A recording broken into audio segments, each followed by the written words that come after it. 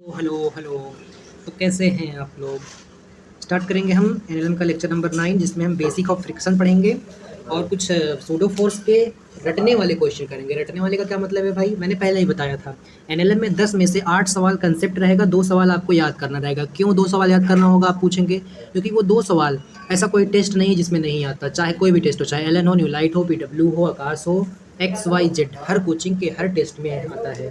ठीक, तो मैं बता दूंगा कौन सा वाला क्वेश्चन रटने वाला है, आप उसे रट लीजिएगा। मैं थोड़ा बहुत कॉन्सेप्ट भी उसे बता दूंगा। तो चलिए स्टार्ट करते हैं। हमको कॉन्टैक्ट फोर्स बतानी है और इसके बीच में, इसके और इसके बीच में कॉन्टैक्ट फोर्स बतानी है।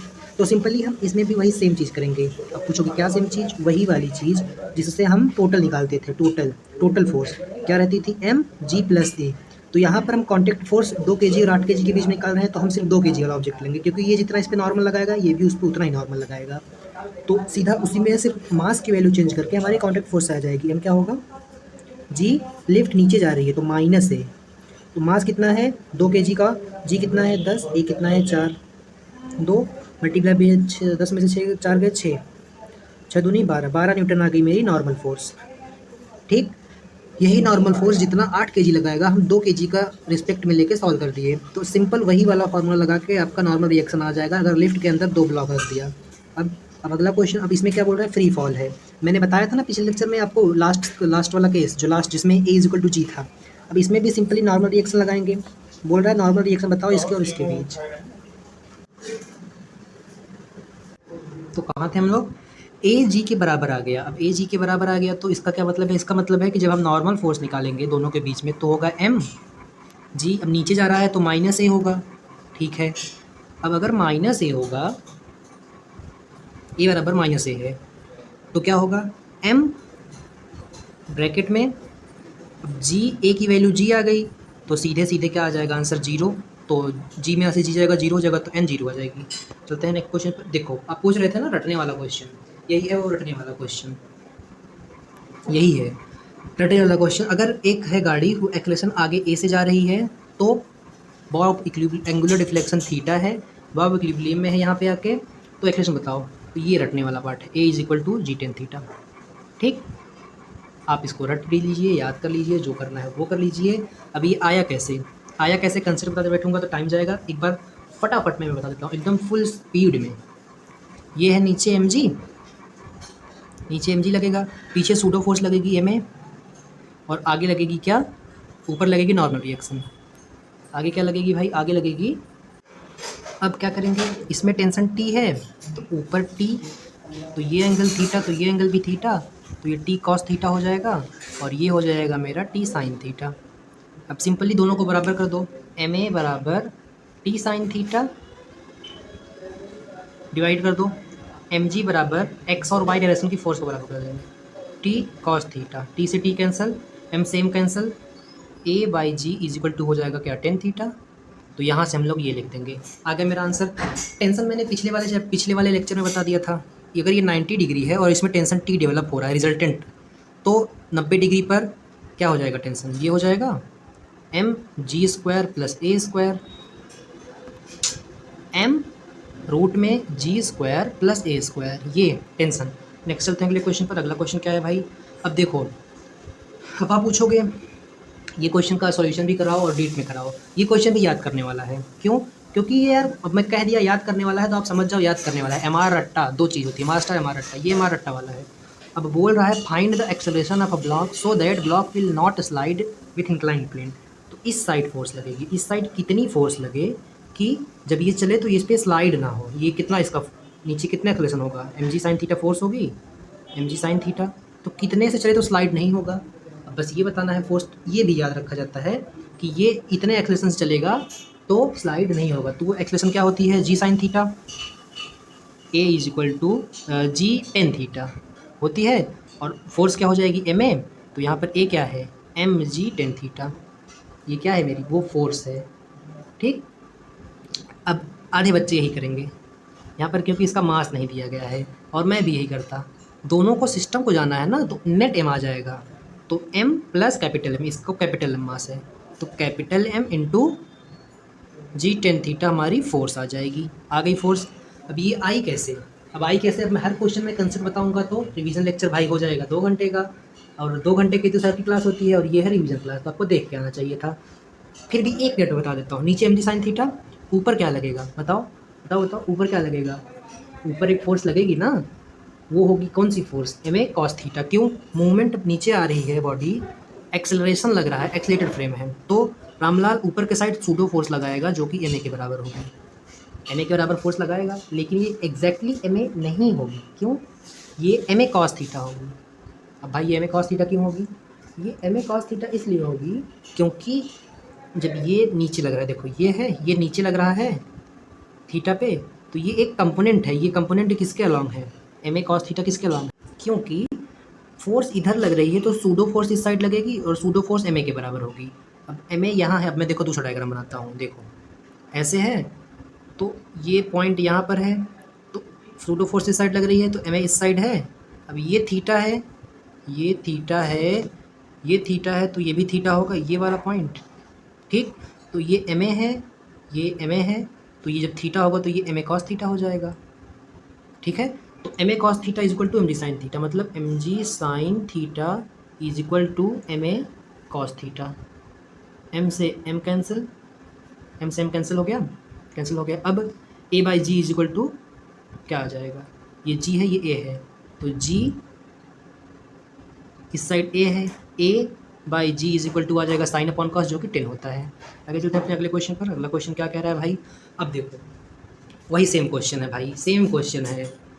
बोल रहा है द मैग्नीट्यूड ऑफ फोर्स, कितनी फोर्स लगाएं कि ये ब्लॉक, जो ब्लॉक है वो क्या करे, नीचे ना गिरे। तो आंसर आ गया था जी tan थीटा। ये गलत है क्योंकि ये मैग्नीट्यूड ऑफ फोर्स पूछ रहा है, हमने एक्सप्रेशन बता दी। ये भी गलत है, क्यों? क्योंकि ये कैपिटल मास, इसको भी लेना है, ध्यान देना इस बात को। अक्सर आप ये गलती कर सकते हो, अगर आपको क्वेश्चन आता है तब भी आप ये गलती कर सकते हो। समझ में आया?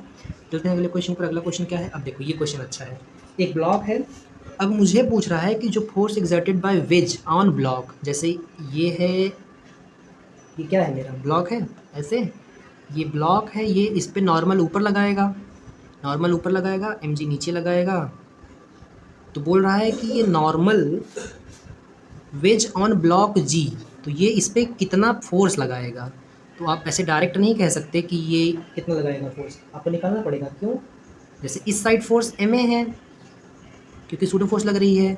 अब थीटा ये था, तो आप डायरेक्ट, थीटा ये था, ये आप डायरेक्ट नहीं कह सकते कि ये एम ए साइन थीटा होगा, गलत हो जाएगा। क्यों? चलो इसको हम करते हैं। अब ये क्वेश्चन भी रटने वाला है, क्यों? एम जी जो मैं बोल दिया रटने वाला है तो वो रटने वाला है। कॉन्सेप्ट आगे बताता हूँ कैसे करेंगे इसको, ध्यान से देखो। ये मेरा ब्लॉक है, मैं सिर्फ एक लाइन में बनाऊँगा। ये ऐसे ब्लॉक है, मान लो ये पॉइंट पे है, ये एक सीधी लाइन, ये एक ऐसी लाइन, ठीक है। यही वाला चीज़ ऐसे ऐसे बना दिया है, ठीक है। ये थीटा है, अब अगर ये थीटा है तो ये भी थीटा होगा, हाँ होगा, होगा, क्यों नहीं होगा। ये थीटा है तो ये भी थीटा होगा, ये थीटा है तो ये भी थीटा होगा। अब अगर ये भी थीटा है और जो ब्लॉक है उस पर नॉर्मल ऐसे लग रही है, ये नॉर्मल है, तो ये नीचे आ गया, तो मेरा ये वाला पार्ट मैं दूसरे कलर से बना लेता हूँ। ये वाला पार्ट 90 हो गया, 90 हो गया। अब ये पूरा कितना है? 90। ये थीटा तो ये भी थीटा। अब आप बोलोगे इसको प्रूफ करो। भाई जब मैं बोल रहा हूँ ये थीटा है तो ये कितना हो जाएगा? 90 माइनस थीटा, ठीक। अब मैं मान लो ये वाला पार्ट, अब मैं ये वाला पार्ट ले रहा हूँ, तीनों 90 है तो 90 इज इक्वल टू, मान लिया ये x है, आपको प्रूफ करना है ना, 90 माइनस थीटा प्लस x, तो फिर क्या हो जाएगा? 90 से 90 कैंसिल हो जाएगा और x is equal to theta आ जाएगा। आ गया थीटा? हाँ आ गया। तो मेरा ये भी थीटा है, अब मेरा ये भी थीटा है। इसका क्या मतलब है? इसका ये मतलब है कि इस थीटा से हम क्या करेंगे? कंपोनेंट लेंगे, किसका? कॉस वाले कंपोनेंट का, कॉस वाले का नहीं, एन का कंपोनेंट। अब ये थीटा है, एन इस साइड है, तो थीटा के साइड यहाँ पर क्या हो जाएगा? N cos theta. N cos theta के नीचे क्या लग रहा है? एम जी, एम जी ही लग रहा है ना। मैं ब्लॉक, ये ब्लॉक है पूरा, ये पूरा ब्लॉक मानो, नीचे साइड एम जी लगेगा, तो सीधा डायरेक्ट लिख सकते हैं एन कॉस थीटा बराबर एम जी। तो एन बराबर क्या हो जाएगा? M g divide by cos theta. आपको हमेशा ये सब ना करना पड़े, इसीलिए मैं याद करने के लिए बोला, याद कर लो। आगे चलते हैं अगले क्वेश्चन पर। अगला क्वेश्चन क्या है? Select the correct statement pseudo force. Electromagnetic origin है नहीं, थर्ड लॉ के एप्लीकेबल है नहीं, ये नकली फोर्स है। सूडो मतलब झूठी फोर्स, फंडामेंटल फोर्स है नहीं। ये मैंने पहले बता दिया था, नॉन इनर्शियल फ्रेम में न्यूटन लॉ को सही करने के लिए लगाई गई फोर्स। आगे चलते हैं।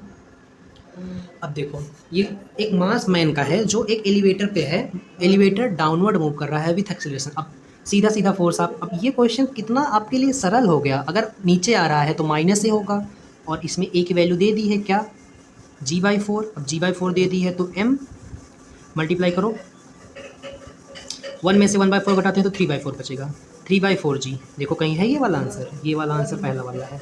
चलते हैं नेक्स्ट क्वेश्चन पर। अगला क्वेश्चन क्या है, दो ब्लॉक है 2 kg और 4 kg का, hanging on helpless massless sting passive ideally pulley inside the elevator. देखो ये क्वेश्चन अच्छा क्वेश्चन है, पता है क्यों? क्योंकि इसमें पुल्ली लगा दिया एलिवेटर में। तो क्या है, तो आप नहीं कर पाएंगे, क्यों नहीं कर पाएंगे, कर लेंगे, ऐसे करेंगे। देखो ये पुल्ली है, इसमें एक पुल्ली लगा दिया, और इसमें एक 2 kg का मास लटका दिया, एक 3 kg का, और ये एक्सेलरेशन अपवर्ड है, अपवर्ड है एक्सेलरेशन। तो आपको टेंशन की वैल्यू आपको निकालने आती है, आपको सिर्फ क्या करना है पता, आपको जी इफेक्टिव वैल्यू पुट कर देनी है। टेंशन हम लोग ने याद किया था पहले ही, जब दो मास लटके हो, m1 m2 divided by m1 plus m2 into g, पहले ही पढ़ा ना। अब यहाँ पर जी इफेक्टिव ले लेना, मतलब ये कि ये ऊपर जा रहा है तो जी प्लस ए हो जाएगा, बस इतना खेला है इसमें। तो पुट कर दो आंसर, 2 मल्टीप्लाई बाई m1 2 है, m2 3 है, जी इफेक्टिव जी प्लस है, जी कितना है 10 है, g/2 हो जाएगा 5। तो ये कितना हो जाएगा टोटल 15, ये g प्लस ए है, g 10 ए 5, तो यहाँ पर 15 लिख सकते हैं। नीचे m1 प्लस m2, 3 2 5, 5 3 15। अब 3 3 का 9 दूनी 18, एक सेकेंड कुछ मिस्टेक हो रही है क्या कैलकुलेशन में, 5 3 15, नीचे 5 5 5 3 15, 3 3 का 9 9 दूनी 18, 18 दूना 36, मेरा आंसर 36 आ रहा है। आपका क्या आ रहा है, मास ही गलत ले लिया है यार, यहाँ पर 4 है तो यहाँ पर 4 से मल्टीप्लाई होगा। तो 5 3 15, 3 3 का 9 चौक 3 3 का 9, एक सेकेंड, यहाँ पर हो जाएगा ये 2 multiply by 2 multiply by 4 multiply by 15/5। ठीक, 5 से ये कट गया, हो गया 2 दूनी 4 दूनी 16, 2 दूनी 4 2 दूनी 4 चौक 16, 16 मल्टीप्लाई बाई 15 डिवाइडेड बाई 6। तो 16 मल्टीप्लाई बाई 15 डिवाइडेड बाई 6 क्यों आया, 4 + 2 ये 5 नहीं है, तो इसका आंसर आ जाएगा कुछ 3 से काटो, 3 दूनी 6, 3 × 5 15, और 3 दूनी 6 2 18, 8 5 40, 8 5 40, आंसर 1। आगे चलते हैं अगले क्वेश्चन पर। अब देखो ये क्वेश्चन भी याद करने वाला है। ऐसा फोर्स लगाओ कि ये फ्री फॉल कर जाए, मतलब A = G आ जाए। ये कब आएगा, अब आप बोलोगे सर मतलब भैया हमको पता है A = G tan थीटा, ये गलत होगा, इसका उल्टा आंसर होगा इसमें, A = G cot थीटा, और आप इसे याद कर सकते हैं। और फोर्स क्या हो जाएगी, फोर्स हो जाएगी M + capital M into G cot theta. गलत है ये, क्यों, क्योंकि जब ये फ्री फॉल करेगा तो ये दोनों बॉडी टच में नहीं होगी तो दोनों को मिला के फोर्स क्यों लगाएंगे, तो सिर्फ M G cot थीटा इसका आंसर आएगा। अब आप बोलोगे ये प्रूफ करो भाई कैसे, या तो मैं प्रूफ करने बैठा हूँ, फिर करने बैठा हूँ, पहले डिसाइड कर लो, नहीं डिसाइड कर लो। तो सिंपली देखो मैं बता ही देता हूँ, एक लाइन का है। देखो ये ब्लॉक है,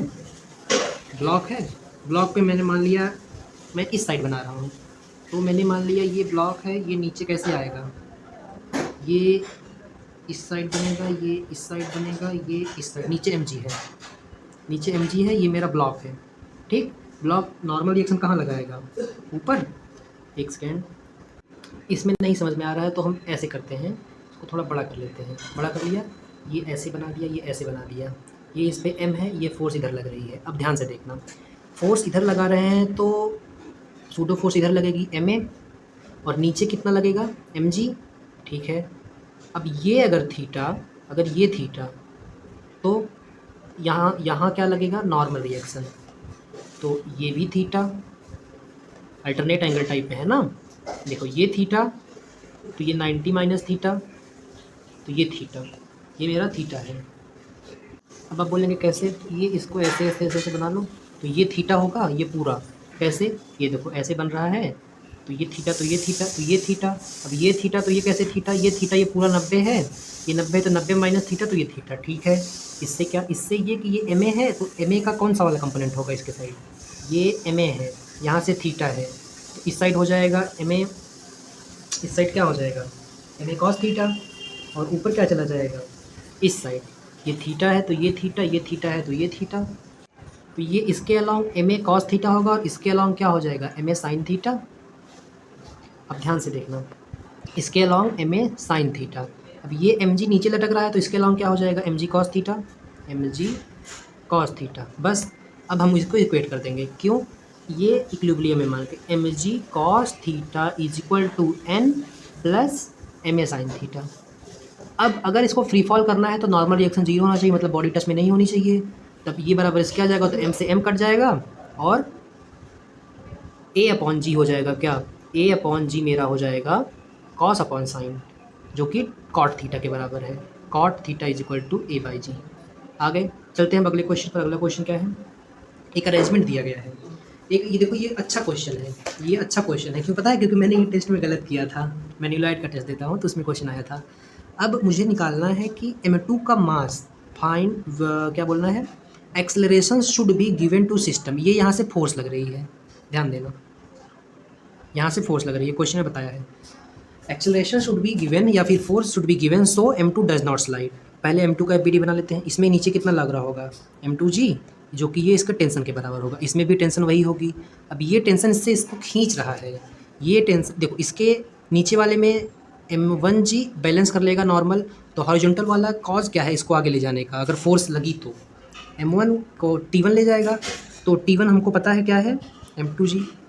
अब क्या करेंगे हम, जो इसकी फोर्स है, क्या है इसकी फोर्स एम ए, जब बॉडी इधर मूव करेगी तो एक सूडो फोर्स लगेगी।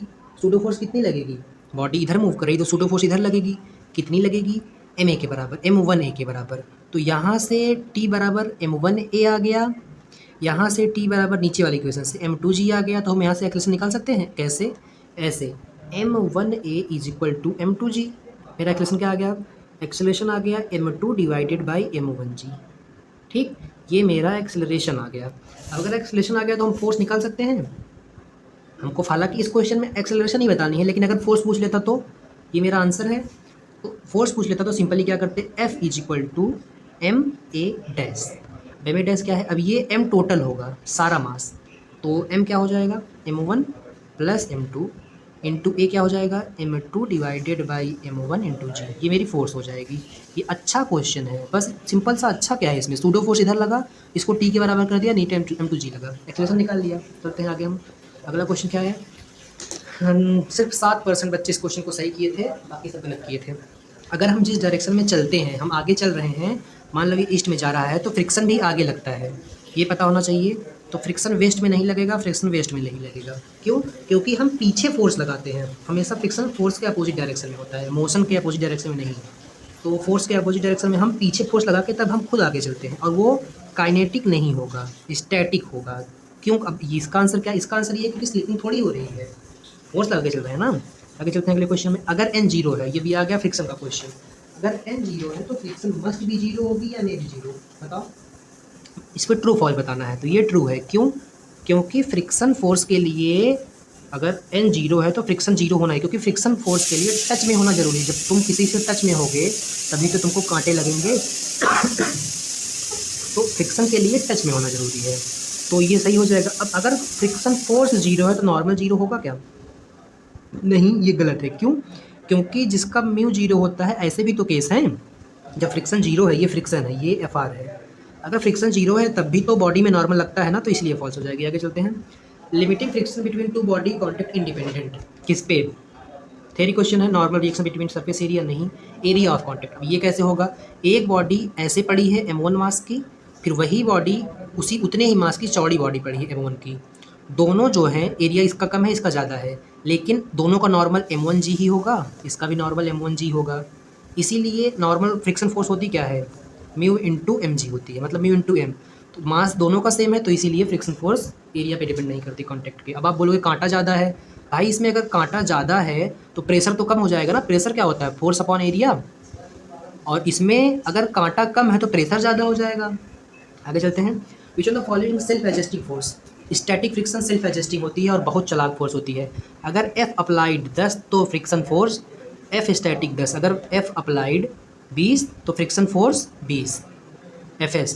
अगर हमको 100 न्यूटन चाहिए बॉडी को मूव कराने के लिए, ये बहुत चालाक है, जितना तुम लगाओगे उतना ही लगाती है बिफोर मूविंग, याद रखना।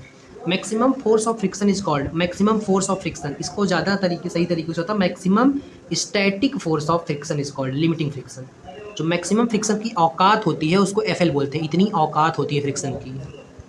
आगे चलते हैं, हम लोग कौन सा मेथड यूज़ करते हैं फ्रिक्शन को डिक्रीज करने के लिए? पॉलिशिंग, हाँ पॉलिशिंग करते हैं, लुब्रिकेशन लगाते हैं, हाँ बॉल बेयरिंग करते हैं, ऑल आएगा। आगे चलते हैं, आ गया फ्रिक्शन का पहला क्वेश्चन।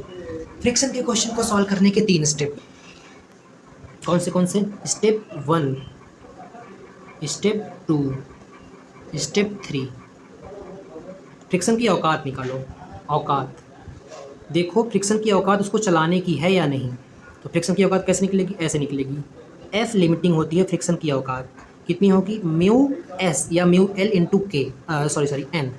तो म्यू एस दिया है हमको, कितना दिया गया है? 0.8, 0.8 मतलब 8 डिवाइड बाई 10। मास कितना है? 10 kg का है, 10 kg का मास है तो mg लग जाएगा, m 10 हो गया मल्टीप्लाई बाई 10, ये इससे कैंसिल, ये इससे कैंसिल, ये नहीं है 10। तो मेरा कितना आ गया?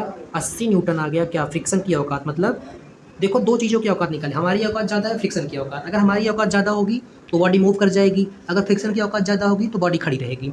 अब बॉडी मूव करेगी कि नहीं? अब दूसरा स्टेप क्या है? कंपेयर। एफ लिमिटिंग को कंपेयर करो एफ अप्लाइड से। हम कितना अप्लाई किए हैं? कितना अप्लाई किए हैं क्वेश्चन में? 60 न्यूटन। तो इसका क्या मतलब है? फ्रिक्शन की औकात ज़्यादा है तो बॉडी मूव नहीं करेगी, बॉडी मूव नहीं की, बॉडी एक जगह पर खड़ी है तो उसका एक्सेलरेशन 0 हो जाएगा। और फ्रिक्शन फोर्स क्या हो जाएगी? अब बॉडी खड़ी है तो उसका फ्रिक्शन फोर्स एफ स्टैटिक के बराबर आएगा, जो कि म्यूएस इंटू एन होगा। म्यूएस कितना होता है?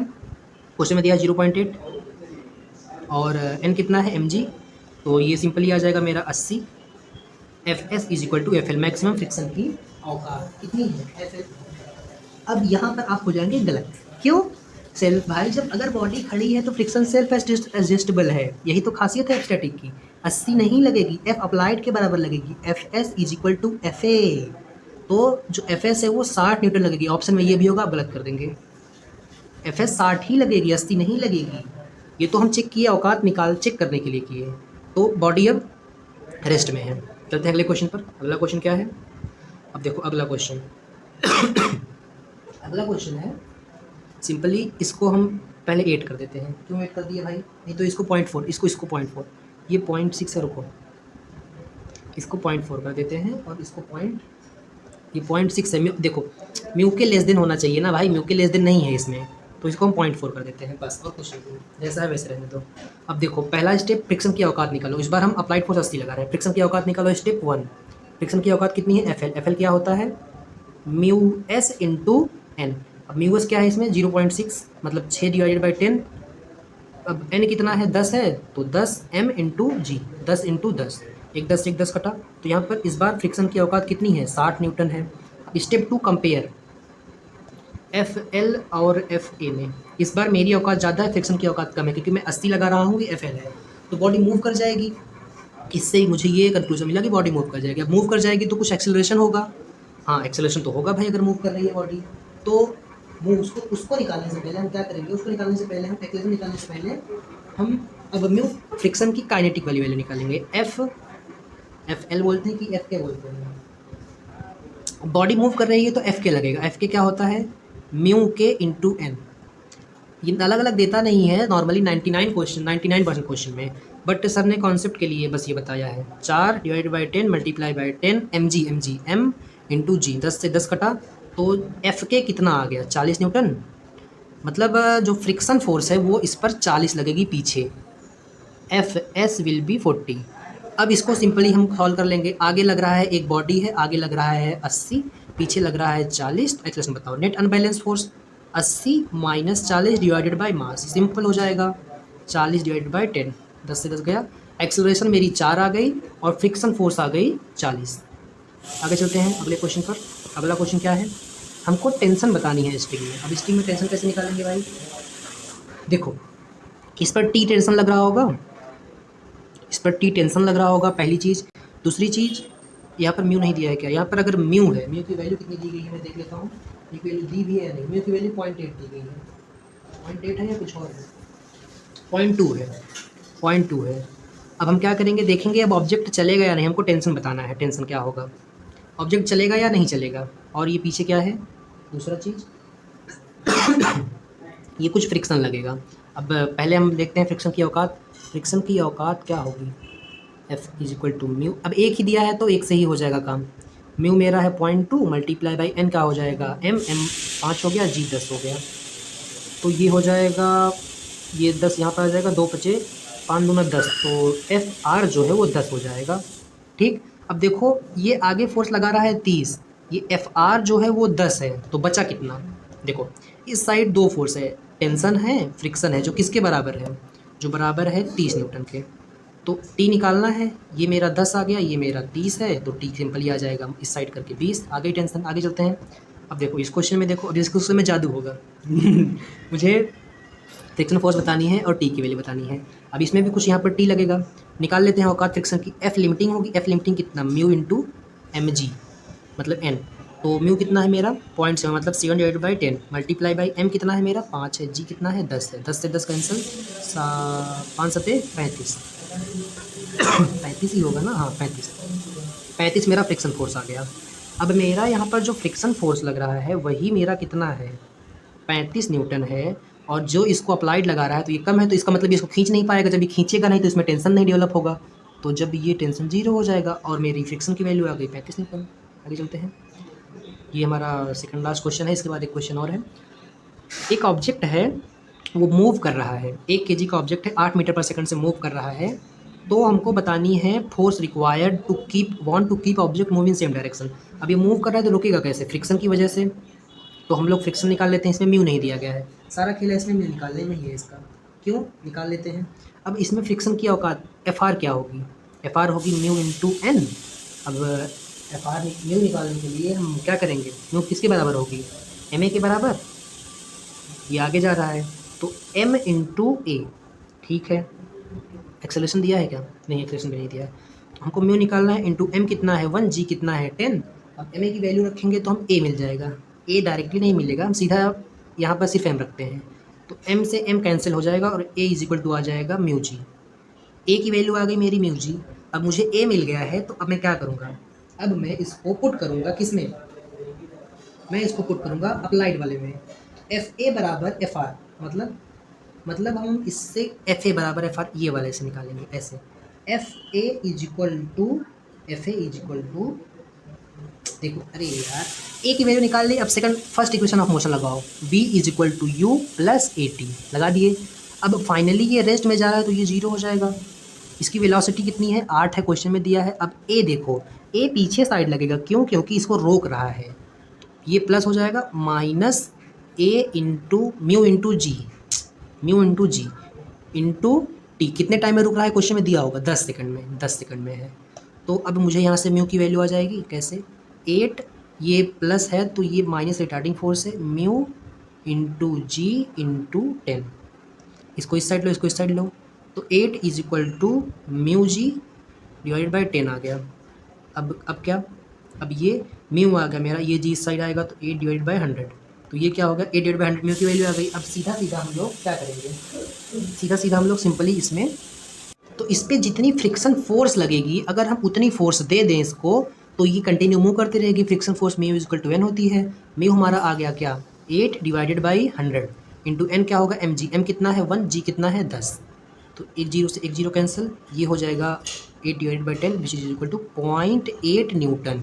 0.8 न्यूटन फोर्स फ्रिक्शन इसको लगा के रोक रहा है। तो अगर हम 0.8 न्यूटन इस बॉडी को दे देंगे आगे साइड, तो ये कंटिन्यू रहेगा मूव करते हुए, रुकेगा नहीं। मिलते हैं अगले लेक्चर में। एक सेकंड, एक क्वेश्चन बाकी है, मैं ऐड, ये था एक लास्ट क्वेश्चन जो छूट गया था पीडीएफ में। अब ये किसकी तरह है, एक हमने पुल्ली वाला क्वेश्चन किया था ना, उसकी तरह लग रहा है कि नहीं लग रहा है ये क्वेश्चन, ये उसी की तरह है एकदम सिंपल। क्या, नीचे फोर्स, नीचे एक्सेलरेशन हो रहा है तो नीचे 8g लग रहा होगा, 8g लग रहा है, और इसमें जो टेंशन होगा उसके बराबर होगा। यहाँ पर एक स्टिग्मा, ये क्या बोलते हैं पुल्ली है, तो ये टी यहाँ पर होगा और इस पर सूडो फोर्स लगेगी जो इसको बैलेंस करेगी। कैसे, ऐसे। तो ये सीधा सीधा मैं यहाँ पर इसके रिस्पेक्ट में t is equal to 8g लिख सकता हूँ, क्यों नहीं लिख सकते, ये 8g हो गया। अब यही टेंशन है इसको आगे लाने के लिए, अगर ये नीचे जा रहा है तो ये इस साइड से आगे आएगा, तो यहाँ से क्या हो जाएगा एम ए सूडो फोर्स, ये इस पर सूडो फोर्स हम इस पर लगाएंगे नॉन इनर्शियल फ्रेम को न्यूटन लॉ वैलिड कराने के लिए। तो t इज इक्वल टू क्या हो जाएगा, एम ए मतलब 4 इंटू ए। अब दोनों t सेम है तो 4A is equal to 8G, 8G मतलब 80 न्यूटन, तो 80 बराबर क्या आ जाएगा, 80 डिवाइड बाई 4 मतलब A इज इक्वल टू 20। ये ऐसा तब होता अगर इस पर सूडो फोर्स लग रही होती, लेकिन सूडो फोर्स तो नहीं लग रही है, तो ये अगर सूडो फोर्स लगती तब ऐसा होता, सूडो फोर्स नहीं लग रही है तब क्या होगा, तब इससे अलग होगा। क्या अलग होगा, मैं अभी करके बताता हूँ। तब ये नीचे आएगा, ओ सर का सॉल्यूशन भी आ गया।